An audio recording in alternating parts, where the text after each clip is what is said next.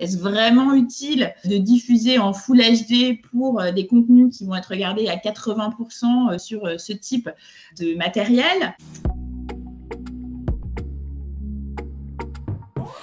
Réduire son empreinte carbone. Avant l'événement, il faut réfléchir en termes de prestataires avec qui on va travailler pour la régie technique. Par exemple, en choisissant des prestataires certifiés. Il faudra aussi être sobre sur les déplacements, réfléchir à ce qu'on va faire pendant l'événement, quelles applications on va utiliser. Il faut privilégier les applications qui vont être sobres en énergie. Est-ce vraiment utile de diffuser en Full HD pour des contenus qui vont être regardés à 80% sur ce type de matériel? Réfléchir à ce qu'on va faire du contenu qui est produit après l'événement, la manière dont il est diffusé, comme finalement là sur un événement présentiel, il faut comment être efficace, le plus efficace possible dans la diffusion de votre message sans alourdir les réseaux avec des mégaoctets inutiles. Calculer et compenser son empreinte carbone. Je prends un exemple simple, une convention nationale au niveau français qui réunit grosso modo 150 à 200 personnes, on va arriver à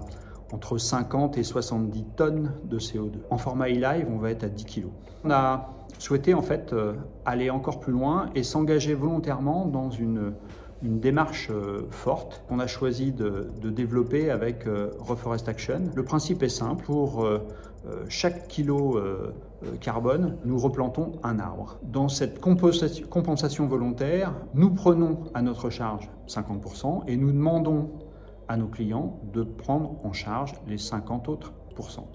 Réussir à inclure une audience très large et à inclure tous les publics. Personnes, par exemple, en situation de handicap, donc en proposant des événements avec des contenus avec des sous-titres, des contenus qui vont être doublés en langue des signes. Un autre point de vigilance, c'est que notre événement soit bien accessible à l'ensemble des publics qui ne sont pas forcément tous à l'aise avec le numérique, à la fois par le choix d'outils qui vont être adaptés à ces publics et aussi en mettant en place une stratégie de pédagogie. Et puis, comme sur finalement tous les événements, faire appel à des entreprises situées dans le champ de l'inclusion ou encore des entreprises d'insertion qui vont elles-mêmes faire appel à un large public.